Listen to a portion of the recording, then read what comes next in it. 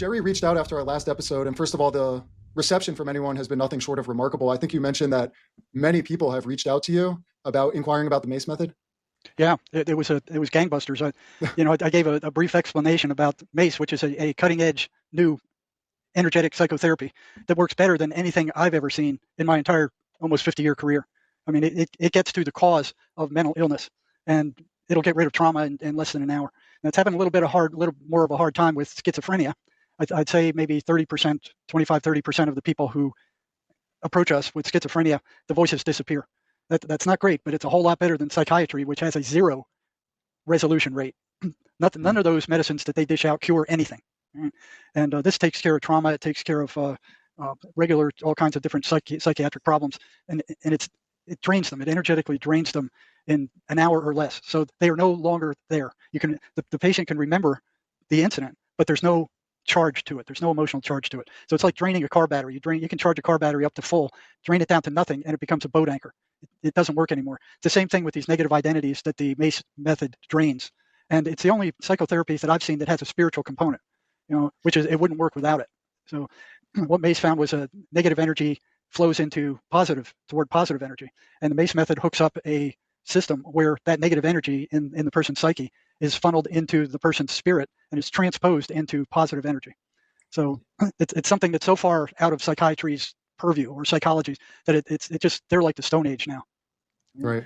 So a little recap. I spent close to 45 years studying the voices that schizophrenics hear, and like everybody else, when I was in graduate school, they were telling me that these voices are auditory hallucinations. That's not what I saw when I got onto the front lines. I worked at probably the biggest psychiatric hospital on the planet at the time. There were 10,000 psychiatric patients there at the time I arrived. So there was an endless supply of schizophrenics. None of the staff were the least bit interested in what the voices were telling these patients. Not at all. They thought, well, they were auditory hallucinations, and you think of a hallucination, it's like, verbal cabbage, word salad. So I guess they were all thinking that. But I noticed that there was a one-to-one correlation between these people getting in trouble and how often and how strong their voices were. And nobody knew what the voices were saying, and nobody was interested in it except for me. So I started asking these people, and I found that they were running patterns. The first pattern is that they were consistently negative. They were always negative. And if they were saying anything positive, it was only to sneak around behind the patient and stab them in the back later. So trying to get their trust, and then they would grab hold and they wouldn't let go. Right? So I got to wondering, why aren't they random? Why aren't they all over the place? If they're a hallucination, they should be just all over the place, but they weren't. They were confined to that negative trajectory, always. They stayed on that. The next question was, what held them on that negative trajectory? Why weren't these voices sometimes positive, sometimes negative, sometimes something in between? Wasn't so. They were consistently negative. So it was the first pattern I saw, and it piqued my interest because if these voices were running patterns, they could not be hallucinations, auditory hallucinations, like the psychiatric mafia insisted and like the universities were teaching. Right? Couldn't be. So I started looking for more patterns, and they showed up one after another after another. The second one was when one of the patients came into my office and said, the voices hit me last night, and I started praying the 23rd Psalm. He said the voices reacted like worms thrown on a hot frying pan. So I said, that's interesting. So I started asking all my other schizophrenic patients and all the ones that were to come, what happened when they read the Bible? What happened when they repeated the 23rd Psalm? What happened when they went to church? The voices always reacted negatively, consistently. And so I started asking them, what did the voices do when you entered the church? And it broke down into 3 categories. If they were very weak, they would disappear. They would just shut up. Okay? If they were moderate strength, then they started making all kinds of noise, mocking the preacher, saying Jesus couldn't even save himself. What makes you think he's going to save you? And just interfering with the person listening to the sermon. They would block it. They would get louder. Right? Now, if they were very strong, they would drive the person right out of the church. They would get up and they would run out. Right? They couldn't deal with it.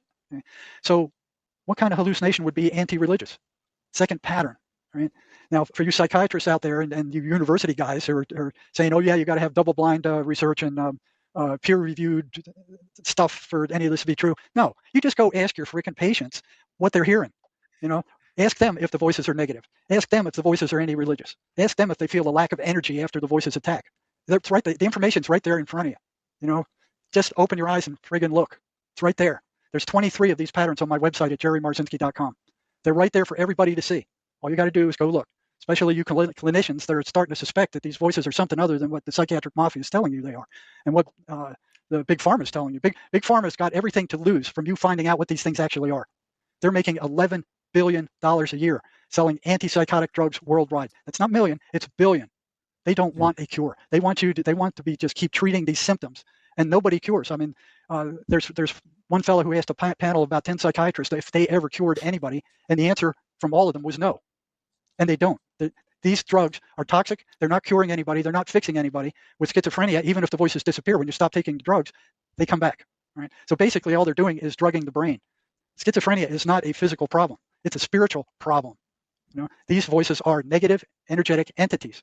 They can put thoughts in your mind, and they sound just like your own thoughts. It's just like the thousands of thoughts you hear every day. But it's stuff like, well, you're worthless, you're stupid, nobody likes you, and it ends up with, why don't you just kill yourself? And unfortunately, 50,000 people in the United States are killing themselves every single year. A great number of them are on antipsychotic and antidepressant medications, which sometimes have a warning about suicidal ideation.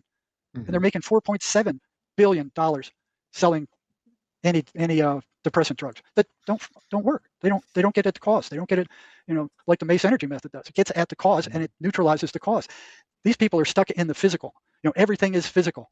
The whole medical system was taken over by the Rockefellers back in the early 50s, I believe it was. They made it, even before that, they made it illegal for universities to teach any kind of medicine except pharmacological medicine. Everything had to be based around drugs because the Rockefellers were making money because they owned the oil, which a lot of these drugs are made from, or components of it. So stuff like Tesla's violet ray was outlawed, naturopathy was outlawed, acupuncture was outlawed. All of those were advertised as quackery. And any medical doctor who tried to use any of that or referred anybody to any of that lost their license. Any university that refused to teach pharmacological medicine was not allowed to graduate doctors. All right. So from that time on, the deep state medical mafia, psychiatric mafia had control of the medical system, and they still do. All right. So those drugs are toxic, especially the antipsychotics. They do permanent neurological brain damage with long-term use. It's been shown over and over again with autopsy after autopsy after autopsy of psychiatric patients in state hospitals who've been taking those antipsychotic drugs for a long time. It's irreversible neurological damage. They won't tell you that. And if you go to a psychiatrist and he orders those drugs for you, he won't tell you that either. But it's been proven. It seems like these same negative entities that are convincing people to take themselves out, these same entities and influences are running amok in the pharmaceutical industry, really probably most of the major institutions in the world, the military industrial complex. I was just talking to Boston 2% about this, how the cartels even will consecrate their batches of meth to the angel of death. So this negative influence, this spiritual disease is infiltrating all these institutions, and they all play into each other to cause more suffering and more death because that is their food supply. Yes, it seems to be their food supply: fear, anxiety, shame, guilt. Patrick would know. He's been there. Now, one thing I saw when I was working in the psychology department of the state prison, that prisoners were flooding into the prison because of going psychotic on meth. And they start hearing voices when they're high, and they go, "Oh, that's just a hallucination, and it'll go away when I come down." And then, it does happen. It goes away. And it may be 10, 15, 25, 50 times later, they don't go away. And then those people are just as psychotic as any patient in the mental hospital. My goodness. The voices do not go away. That meth does something. It opens people up and allows these negative entities in there like no other drug I've ever seen. It's extremely dangerous. They open portals. Yeah, no doubt. Well, I would love to bring in our guest here today who, Jerry, we were speaking and you said, man, you have got to talk to this guy. It's one of the most fascinating stories I've ever heard. And we feel very blessed to have you on the show today, Anon. Thank you for joining us. Thank you, James. So listening to Jerry talk about his experiences, my memories are coming back. Yep, remember that. Went through a lot of this stuff. So I'm a recovered schizophrenic. I had it in my early 20s after graduating college. And I'll tell you, the reason I recovered was because I came to the conclusion that it was a spiritual battle. And that's what got me through it. I haven't been on any meds for it since about 1992, 1993 was the last time I had to take anything for it. I hated being on the meds. My objective was to get off of them at the time. So it all started when I graduated college. I had some time on my hands. So this is about maybe 1989, 1990. And I kind of started reading the Bible on my own. I wanted to read it from start to finish a little bit because I always heard it from a middle person. I had a generic Christian upbringing. I was baptized Greek Orthodox, attended a Methodist Sunday school, and was in a Roman Catholic youth group. We did the usual stuff, like coloring the animals for Noah's Ark and that sort of thing in the Sunday schools. And I remember, learning about demons and that sort of thing. I really didn't take it that quite literal. I wasn't saying I was into. I wasn't into the occult or anything like that. So as I started to read the Bible, I was trying to kind of decide what direction I had in life, who I wanted to become. And something started happening in my mind. I mean, part of it was sometimes I felt euphoric. At times I'd say I felt Christ-like, but I didn't quite know what to do with those sensations or experiences. And then I also found I started to kind of have these negative thoughts. Like something was starting to tell me that, give it up. You're no good. You'll never amount to anything. You're a failure from the start. A lot of the things that Jerry had mentioned, that his patients had mentioned as well. And I grew up, I was a kind of well-behaved student growing up in high school and elementary school. I wasn't a real troublemaker or anything like that. I valued the education system, public education system that I went through. I had some friends. So it wasn't like I was alone or anything like that. But after I started encountering these thoughts, it became almost like I didn't know what was going on here. It's like, okay, are these my own thoughts? Or is this something authentically paranormal occurring? I mean, I'm a rational, logical mechanical engineer. That's what I got my degree in. But I had taken some courses on abnormal psychology too as part of my minor. And then when I started encountering some of these experiences, hearing these voices, I'm like, wow, I know that the books on abnormal psychology, they talk about schizophrenia, but this feels very different. This feels like something's trying to kind of take over my personality, take over my body. Something was going on. So the thoughts kept telling me how worthless I was, and they encourage you to commit suicide. They'll actually tell you how to do it sometimes. I remember one of the thoughts, or very strong voices you might say, kept telling me to climb a high tension electrical tower and jump into the high voltage wires. In other words, that's the way they wanted me to out myself. And again, I'm on the fence this entire time. I'm going back and forth. It's like, is this just my mind playing tricks on me? Or is this something authentically paranormal coming after me? Sometimes they're very strong thoughts. Sometimes they're very strong voices. And I was going back and forth. And here I am sometimes having this feeling Christ-like. I'm reading the Bible a little bit, with Old and New Testament, trying to sort through some things. And then to have these experiences on top of it, that being like feeling like there's some voices working upon me, it's like, what is going on here? I mean, it was causing cognitive dissonance in my mind, trying to comprehend all this stuff. And what was happening, I was kind of going deep into my own psyche to kind of deal with some early family dysfunctional issues. And I think what these thoughts or voices do, they will take any negative thoughts or negative experience that you've had, and they will amplify them. It's like they're stirring them up to the surface. It generates negative emotional energy. That's what they feed off of. So I was dealing with this, and I was getting more and more depressed at the same time. It's almost like a whole different bandwidth across the spectrum of DSM was occurring. There's times I probably felt a little bipolar. There's times I was extremely depressed, probably some mania thrown in there. And I'm trying to sort through what's going on here. And I was crashing, basically, what it was, psychologically, emotionally, mentally. I had these constant. Did those thoughts sound any different than your regular thoughts? Was there any difference in intonation or? At the beginning, for the most part, no. They sound like my thoughts. Yeah, that's where they trick you, because they sound just like your thoughts, so you assume that it's you. And they'll tell you things like, no, this is you just thinking this. This is your own mind going back and forth on this. Right. I remember a prisoner that asked them, demanded to know who they were. What are you? Who are you? And the response is, we are you. We are you. So eventually, I crashed so hard in the depression. I mean, I wasn't eating anymore. These voices were telling me I wasn't worthy to eat food. I was probably down about 100 pounds, and I'm about 6'2", so I lost a lot of weight. And I couldn't function in life anymore. I mean, I couldn't even add 2 + 2 together, because these voices were constantly in your head. It's like they're berating you. Every possible negative thing they're telling you. They're trying to isolate you from families and friends. They're trying to make you paranoid, and they're telling you things that you're not quite sure whether to believe or not, or who to trust. Your whole reality is being thrown off. And I knew at the time that my mind wasn't right. I knew something was going on. So finally, I crashed to the point where my whole body started thrashing, and I was on a very low dose of lithium at the time. And I tell you, the voices were so much in my head, I didn't remember even take the lithium, I think. So I probably wasn't even taking it. So I was rushed to the ER. They ran some tests. I think they did an MRI. They wanted to see if it was something physiological or neurological. But it turned out it was none of those. They concluded it was psychological. But I'll tell you, I felt like something else was trying to enter my body and take control of it, like moving my arms and legs. Like it wasn't me. Something else was doing that. And I was admitted to a psychiatric hospital after being in the emergency room. I was there for about 4 weeks. This is in the autumn. I think it was around 1990. So 1990, 1991. But I was admitted into a psychiatric hospital for about a month there.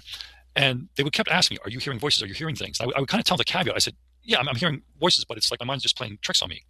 It was almost like you're kind of in a dream state, but just the mind would not shut down. It was constantly bombarded with these voices and these thoughts telling you all sorts of things. And they made it very difficult to sleep.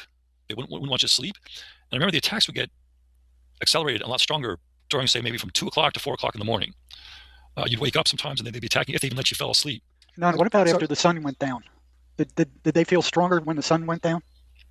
Yeah, I would say yes, because you had nothing else to really focus on, and you'd be lying in bed, and then you're trying to fall asleep, and the mind is just constantly going with these voices. It's like you can't get to sleep. It's like they're keeping you up. I feel like it's strategic. It is, because lack of sleep just strengthens. It gives them more power over the individual. And I've told this story with Jerry, but the reason I got into all of this is because my best friend took his own life a few years ago. Thank you, brother. I appreciate it. And it was after a few nights of not sleeping. He had also recently gotten an amphetamine prescription, and he was hearing voices preceding his suicide. So I really believe that if he had gotten some good rest in the days leading up, he probably wouldn't have been as susceptible to these voices urging him to end his life. You look at the magnitude of the problem. When you got 50,000 people in the United States alone killing themselves every year, with psychiatrists killing themselves at a rate higher than the average, those people are having thoughts in their head to kill themselves. They don't just randomly go out and go, there's without any thinking, kill themselves. Those thoughts are being put there by these entities. I came very close to doing it. I mean, I was at the point where I was getting out pipes, hooking up to my exhaust in my car, getting duct tape out, but higher thoughts were entering my mind. I had 2 nieces at the time, and I remember part of me was just that compassion for the younger generation. Like if their uncle killed himself, that would give them a permission slip to do so as well if they ever face a tough crisis. So that's kind of what stopped me, because I had 2 younger nieces, and I just realized, I didn't want to screw up their world and their life of doing that. And that's kind of what would stop me sometimes. But it was, my mind's going back and forth as far as, are these my own thoughts? Is this a spiritual battle? Is this something paranormal? So I mentioned, I ended up in the psychiatric hospital. That was about September, October 1990. I got the dates. I remember the dates now. And when you're in there, you're a guinea pig. They don't know what drugs to give you or what pills work. And they give me all sorts of combinations of drugs, pink ones, blue ones. If that didn't work, they give you octagon-shaped ones. And these drugs, they're not the type of ones you want to take for recreational enjoyment. I mean, now, tell them about the baseline. Oh, yeah. So, I'm an engineer. I took chemistry and biology, so I understand a little bit how science works. And they were telling me that your brain chemistry is off. And I asked them, okay, my brain chemistry, well, what's the baseline? Where should it be? They just gave me blank looks. The doctors there and the nursing staff, you're probably the only patient who ever asked them that. They skipped right over it. How can something be off if there's not a baseline? Well, exactly. Like if you have a swimming pool, you want to keep your pH at a certain level. Same idea. If your brain chemistry is off, well, where should it be, type of thing. But that's the marketing excuse that the pharmaceutical industry uses, is that it's, your brain chemistry is off, and these drugs will fix the brain chemistry. Again, this was a lie came up by Eli Lilly back in the 70s, I think, when they came out with Prozac. They needed some reason for it to explain why it worked. So they just made one up. It had a clear blue. Now they're teaching it in the universities. They taught it for years. It's in all the textbooks, and it's a friggin' lie. So none of these pills were doing anything. They give you the little cup. They make sure you take it. I just remember every day I was trying a different combination, seeing if this did it or that did it. There'd be group therapy too. And I remember the psychiatrist I was seeing in the hospital. Yeah, I probably had total 20 minutes with him a day. And I feel like some of the people in the psychiatric hospital of the staff were possibly demons or archons themselves. I mean, some of them were very nice. Other ones you weren't so sure if they're looking out for your best interest. But none of the pills were working. I remember there's some days I don't even remember being in the psychiatric hospital. Like there's 3 or 4 days where my mind was just wiped. I don't know if it was from the drugs they were giving me or from the paranormal attacks that I was encountering. But I do remember the voices getting very, very strong on one particular night. And they would attack. It almost sounded like, if you ever go to see a play before the play or a movie starts in the movie theater, everyone's talking back and forth before the show actually starts. That's kind of what it was like. I was hearing a multitude of voices. It sounded like women's voices, men's voices, even possibly children's voices. But it was a cacophony. And I'm trying to ignore this. I'm trying to fight this stuff. And I never said to the staff in the hospital, hey, I'm hearing negative voices that are saying mean things. I'm just saying, yeah, I'm hearing some stuff sometimes, but I just told them it's just my mind playing tricks on me. Could you feel your energy being drained while this was happening? After the attacks, I remember I felt very, very weak, just totally drained. That's consistent. They're feeding off of that angst, off of that fear, that confusion, that anxiety. That's their food. That's what they want to generate. This is what Robert Monroe also validated this in his research, that these entities are feeding off negative energy like that. Oh, did he? Yeah, that's good. Yeah, the word loosh. Now, I'm not sure Robert Monroe's research, if are they feeding off just our negative loosh, or are they feeding off a positive loosh as well? It's just negative. Consistently negative. That's what they feed off of. They're low frequency entities. You could argue that angels, positively polarized beings, I don't know if feed off is the right word, but anyone who has a heart for God or love for others, we all feed off love, right? So the positive polarity will feed off of love and service and positive things. If you see, a cute puppy or whatever, someone doing something nice, that makes you feel good. It gives you energy because you're on the positive path. Where someone on the negative path or being on the negative path, they get energy from inherently negative acts. That's how I see it, at least. Yeah, it's a good model. I mean, I don't know for certain what's going on, but I just know something's going on out there based on my experiences.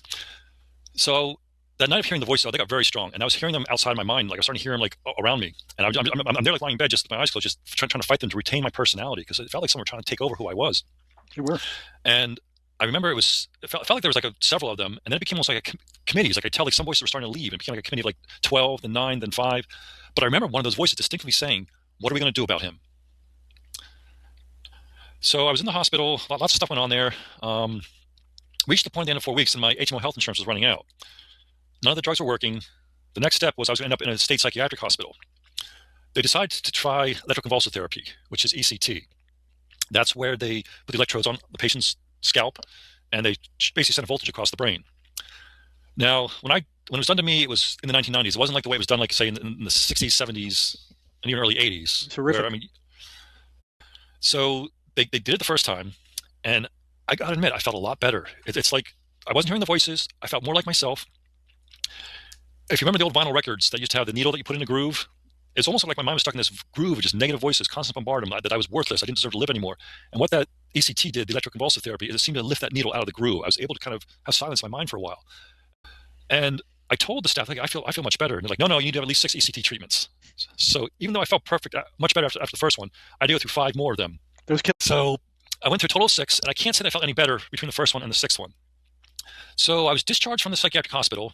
And there was times I remember in the hospital too, where I was walking in the lobby, and I would walk into a wall, and I would just keep moving my arms and legs. And I remember how stupid this probably looked, but I couldn't find the thought to change direction or move. It's almost like something else was like testing to see if they could get hold of my body to move it back and forth. I mean, it definitely sounds like an exorcism was being attempted and something was going on there. And again, I come from a mechanical engineering background. I have a rational mindset. I wasn't into any of this stuff, but looking back on what was occurring, it very much meets what religions tell us about, that there are all these entities out there, whether you call them demons or archons or jinn, there's something to them. So I was discharged, I think around October 1990. The voices were gone. I was trying to try and get my life back together. I want to just establish myself as a human being, start my life again. And then the voices came back. This is probably December of 1990. So the ECT worked temporarily, but then the voices did come back. And I was seeing a counselor at the time. I think it was on a low dose of Klonopin, just kind of like as a mood stabilizer. I remember one time I was looking straight ahead. I would turn my head to the side, and what I was looking would go like this. It would shift and catch up to me.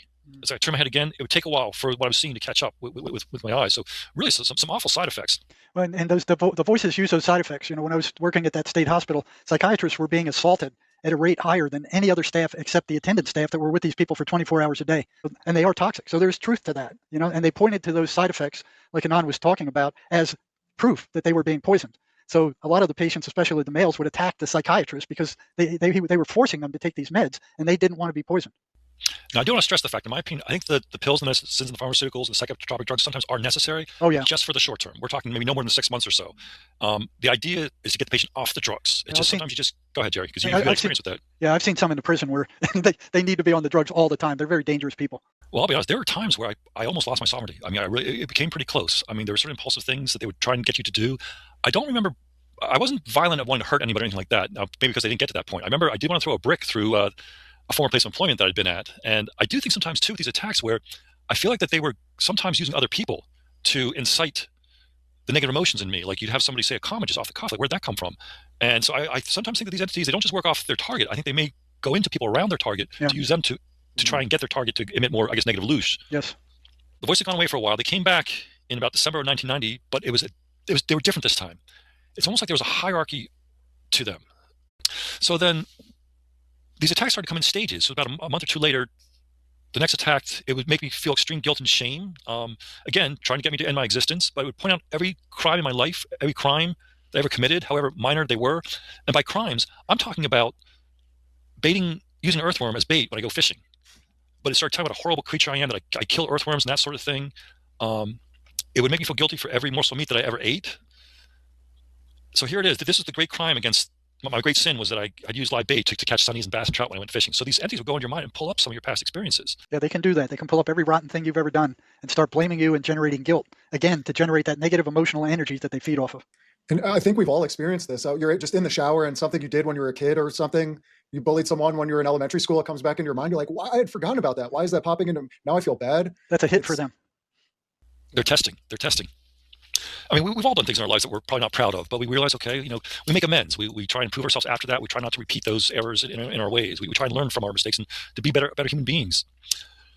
So I started standing up to these voices. The one that kept telling me that, it would blame me for every morsel of meat I ever ate, every fly and a worm that I killed. So I started defending myself. I started saying, God created me with teeth, taste buds, tongue, and mouth. Do I not have a right to use them? I said, why is meat made to taste flavorful and provides the most amount of proteinic energy per volume? I said, why does God encourage some animals to kill and eat other animals for sustenance? I started talking to these voices. I said, take your argument to God, not to me. I didn't make this world. I didn't make this universe. Take it to God. So these are kind of attacks that would go on for a little while, and then there'd be a new one. And I felt like they were different entities because the vocabulary they used, the intonation was different. And as Jerry said, this isn't just word salad. They're speaking in full sentences, full paragraphs, full phrases. With a very malicious intent behind all those phrases. And again, I'm on the fence. Is just my mind playing tricks on me, or is there something authentically paranormal going on here? Is this something spiritual? I didn't know. I didn't know where I was through all this. So a later attack, it kept stating how worthless and pathetic humanity and I are. It kept saying there were insignificant lumps of flesh being destined to rot, eaten by worms, bacteria. And I would counter argue. I started arguing against them. Sometimes I would talk out loud to them, but nobody was around. If anyone was around, I would talk internally in my head back to them. But they would say things like, you're just going to rot in the grave. You human beings are just ugly flesh. And I would argue back. I said, I didn't control my creation. I said, take your arguments to God, not to me. I said, that's where you find the answers. Don't blame me for the human form. And it was odd. In this case, this archonic attack or this negative attack backed off rather quickly. It stopped in a week or two. It's almost like it saw that my defense was strong and it couldn't come back with an argument, so it backed off right away. And I said, wait a second, I can win against this. Like I started to realize this, that, hey, I'm standing up to them. They backed off this time. So then there'd be a whole series. There's all these various stages of these attacks that continued on. I mean, it felt like a trial, a tribulation. It was like these prosecutors or adversaries were coming and attacking me. And sometimes it wasn't like they were attacking me. It's almost like they were attacking all of humanity. And I was acting almost like as a defense attorney or an advocate for humanity against some of these attacks. I mean, I remember one of the attacks where it would say like humanity did not deserve to exist. It's like these entities were judging all of humanity through my mind and my experiences. I mean, I remember having like internal cinematography visions of like wars, battles, riots, just violence of humanity. And these voices or strong thoughts would say, see, humanity is an abomination. They will never evolve. And these inquisitors kept saying how worthless and ignorant we are as a creation, that we're not a species that deserve to continue our existence. And again, I would defend myself against these attacks. I would say, yes, there's some human beings that are evil, wicked, ignorant, full of hatred. But I said there are others that are good, compassionate, kind, and full of love. I'm hearing voices telling me to kill myself. I'm trying to get on with my life. And this last stage kept telling me that God does not exist. Give it up. He's just a figment of imagination. Basically, this attack was trying to remove any remnant of belief or faith in God or a higher consciousness. He was telling me things like God is dead. He or she is just a delusional fantasy, so give up. And I was at rock bottom. And what kind of hallucination would do that? So what I started doing is I started praying the most intense prayers I've ever done in my life to God. I said, or what I thought God should be, or whatever the higher power out there is. I said, God, I need a sign. I said, I don't know if these attacks in my head is just mental illness. I don't know if this is paranormal. I don't know what's going on. But if you want me to keep going on with these battles, these spiritual battles, I need a sign from you. There's something genuine, authentic going on here, because I can't continue with this. If I didn't get a legitimate sign, I probably would end up killing myself. I mean, I was done. I was exhausted from these battles. So as I mentioned, I was praying as intensely to God for give me a sign that there's something more going on in my head than just pure mental illness. And I was at rock bottom. So I woke up about 2 o'clock in the morning, about 2 weeks after the most intense praying. And I could feel there's a presence in my room. I mean, I could feel it. I'm looking around. I didn't see anything. I'm lying on my back. I look up and I see the light fixture up there. It's like I had a square light fixture in my room. And this was in the bedroom that I had grown up in at the time. Then I start to see this kind of grayish, silverish, black like smoke or mist start entering the room. It's like it's moving from bottom to top. I can see the end of its tail. So more and more the smoke starts to fill the room. It's almost forming like a cloud or a fog. And I start to see the snake-like movements on the edges of the cloud. And I'm thinking, crap, this thing is in my room, whatever it is. And again, I'm not sure if I'm having a visual hallucination or if this thing is actually materializing within my room. It looked just like this. I remember it had a mane that was very distinct. It had a mammalian head or face on the side. It had whiskers. It had dark black glossy scales running down its side. And its underbelly had kind of like a grayish scales on its underbelly. And there was like this seam that seemed to run down its body. And I was a little taken aback because I was seeing serpentine movements. I was expecting this thing to come out with like a snake head or a lizard head on it. But it comes out with it looked like lion-like, dog-like, or monkey-like from the side, but it definitely had a mane. And I'm thinking, what is my crazy schizophrenic brain doing? Why is it coming with this sort of thing for hallucination? So I found these entities on these charms, probably about 2020. So I'm having this hallucination back in 1991, and I found this on the right-hand side in 2020. But these are sometimes referred to as Abraxas stones, and they're from maybe 3rd or 4th century. Here's some more of them. This entity goes by many different names. It's referred to as Chenubis. It's referred to, the Gnostics used to refer to as the Yaldabaoth or the Demiurge, Sackless, the Cosmic Creator. So it has different terms depending on the particular reference source of where it comes from. But if you notice, there's a seam on this as well. Oh, wow. And even on this amulet from the 3rd or 4th century, you can almost see a seam there. And there it is. It has like a lion-like head and a serpentine or snake-like body. So our ancestors saw this type of entity or creature back in the day. So I'm more curious than scared at this point in time. So it comes more into the room. It's almost when it first came in, it's like it was looking for something. and then it turns and faces me head on. It definitely looked lion-like, some sort of feline creature, had a mane. It looked kind of rather disheveled, like it'd been in a few cat fights. I remember his left eye looked like it was scratched or had a scar on it. It might have even been blind in his left eye. I couldn't really distinguish that, but it definitely looked like it had been in a few cat fights. I mean, I could see the details so vividly. I could see whiskers. I could see facial imperfections, stubble on it. And its muzzle was a little bit wider than a lion, but it definitely looked lion-like and had this like serpentine or snake-like body. And then all of a sudden, it changes the most horrible thing you could think of. Oh, I remember it had very grayish, wrinkled, prune-like skin. It looked almost like an old man or old hag of decay. It could have been like a combination of a man, old hag, lizard-like, but I just remember it looked extremely frightening looking. I remember my skin just went into instantaneous goosebump modes. I had goosebumps all over my body. It had like a howling, screaming expression, like it was coming to devour me or my soul. And I'm like, what is going on here? I thought I was going to die. I'm like, this is the end of my existence. My whole body, I just felt like in a state of terror and fright. And I had this thought, or a higher thought. I don't know if it was my own thought or if something else put it in there. But I just remembered, I felt like, if this is the end of my life, I don't want to go out of the world feeling like this in a state of fright. I didn't want to give this entity the satisfaction of having me die in a state of fright. I mean, this thing felt immensely powerful. So what I did, I just lowered my ego and I just projected love onto it. I just said, you want to make me feel frightened? You want to make me feel terrified and scared? You're coming to destroy me. I don't know if I'm going to live through this. I don't know if you're going to devour my soul. I don't know if I'm going to die. I don't know if you're real or not. I don't know if I'm just imagining you. But I just projected love onto it.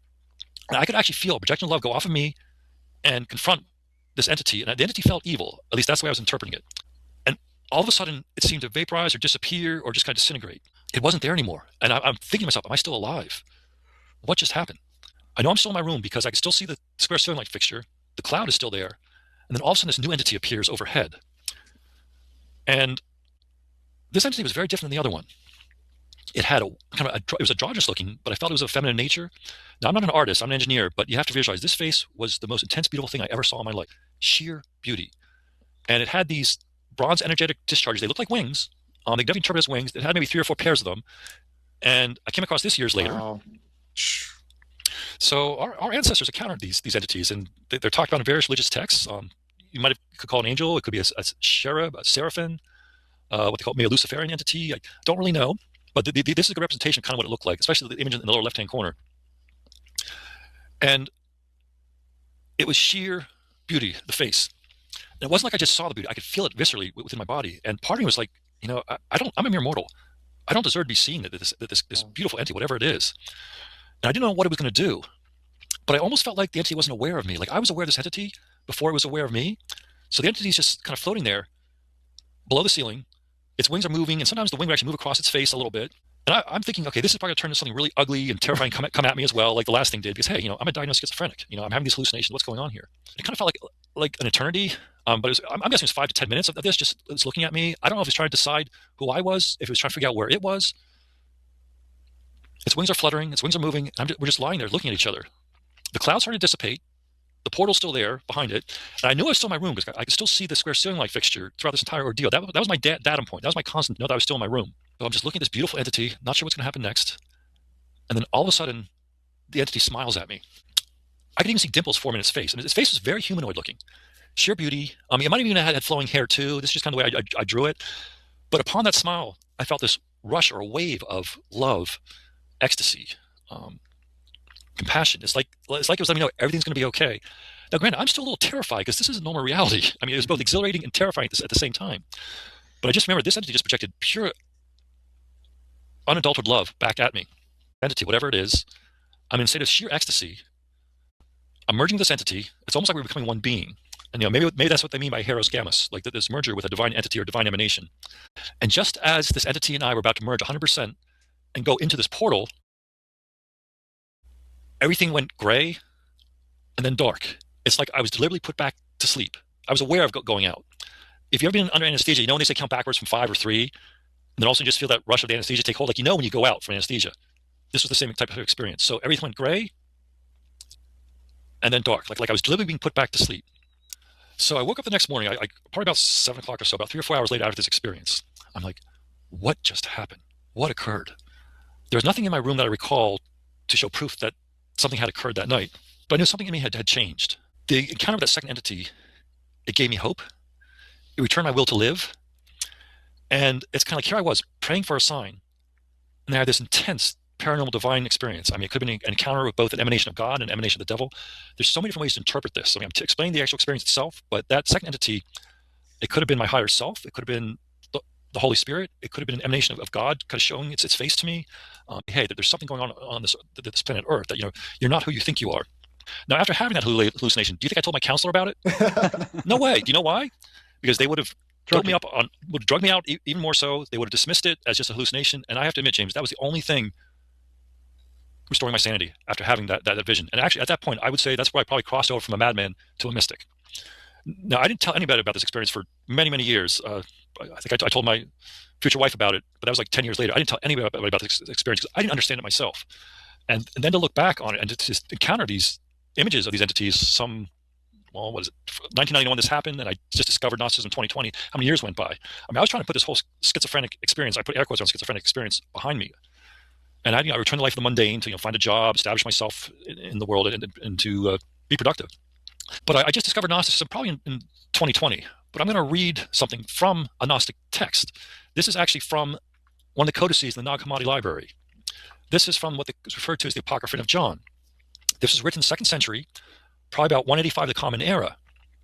But it talks about a lion-faced serpentine entity. And when she saw the consequences of her desire, it changed into a form of a lion-faced serpent, and its eyes were like lightning fires which flash. She cast it away from her, outside that place. The her in this is who the Gnostics refer to as Sophia, which is an emanation of God. She cast it away from her, outside that place, that no one of the immortal ones might see it, for she had created in ignorance. And she surrounded it with a luminous cloud, and she placed a throne in the middle of the cloud that no one might see it, except the Holy Spirit, who is called the Mother of the Living. And she called his name Yaldabaoth. So here it is. I see this entity with this lion-like head and a serpentine snake-like body. And our ancestors, ancient humans, were talking about this stuff 2,000 years ago. And here's another line, but it says that Yaldabaoth had a multitude of faces, more than any of all of them, so that he could put a face before all of them, according to his desires. So basically, it's saying in the Apocrypha of John, this entity can change its face and change how it looks. So Gnosticism gets into the idea that there's these archons, there's emanations of God.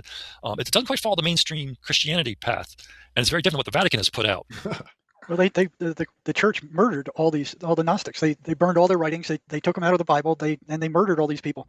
So they had such a drive to kill them. They didn't want what they were saying out. Mm-hmm. Now, some of Gnosticism, I believe, did make it into the New Testament. If you look at like John 12:31, 14:30, or 16:11, it refers to an archon of this world.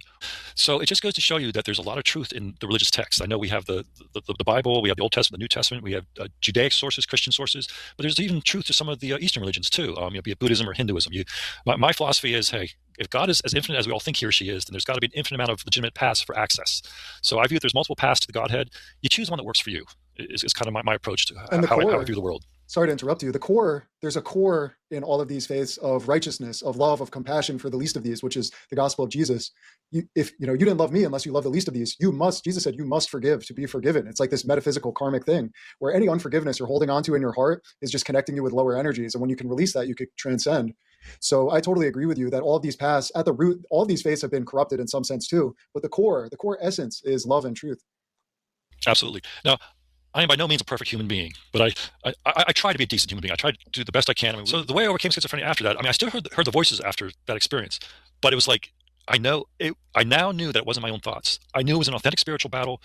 I knew it was authentically something paranormal. So it gave me the focus to be able to stand up to them even more and confront them. And when you start confronting them, they will attack even harder at first, kind of like the Battle of the Bulge. They will come back even more intense and powerful because they don't want you to win. But if they're doing that, it means that you're starting to win. So initially, when you start to confront them, you might have to face even deeper attacks, but realizing it's not you. You're dealing with something paranormal, and you can win. You just have to stand your ground. For example, did I change that previous entity into the beautiful entity by projecting in love, or were they two separate entities? Jerry views them as being two separate entities. I keep an open mind for it. I'm really not quite sure. And that's the other thing. Is love changing these demons, or is it keeping them at bay? I don't quite have a solid answer to that as well. I mean, we live in a world of chaos where we're constantly encountering situations that could become evil or can become good. And we have to apply our proper judgment and discern between what the correct path we should take. And it's not easy being human. Not at all.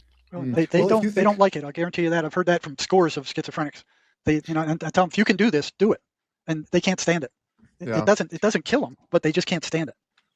So I'd say the voices went away probably within a year or two after that. So by 92, 93, I don't think I was really hearing the voices at all anymore. See, and that's where the psychiatric mafia and big pharma are so dangerous, because they are telling people that your brain is broken, that these things are they're hallucinations. In order for anybody to recover, they have to understand just what Anon just said, that these voices are not who they are, that these are invaders. So that breaks them away, because if you think that they're and you're attacking yourself, it's a self-defeating spiral. It's almost a form of black magic. You're Yes. telling someone they're intrinsically have something very wrong with them, and that's a negative thought form that these entities can latch Right. onto. And that there's no cure other than the only thing they could do is take these toxic medications that are slowly rotting out their brains.